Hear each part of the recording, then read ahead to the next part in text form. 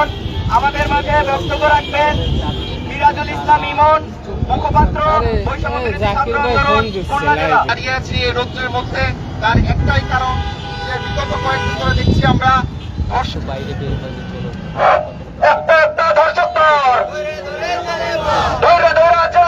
বিরুদ্ধে যদি রুখে না দাঁড়ান তাহলে এই দর্শকরা দিনে দিনে তাদের এই তুলসিত কার্যকলাপ আরো বেশি ভয়ানক ভাবে চালিয়ে যাবে। আমরা আর বাংলাদেশে ধর্ষকদের দেখতে চাই না। ধর্ষকের কালো হাত ভেঙে দাও, গুড়িয়ে দাও। ধর্ষকের কারণ যে বিগত কয়েকদিন ধরে দেখছি আমরা ধর্ষণ একেবারে এক হয়ে যাচ্ছে, কিন্তু তার সময়ও 17 বছর ধরে যারা ধর্ষক ছিল তারা নানা কায়দায় ধর্ষণ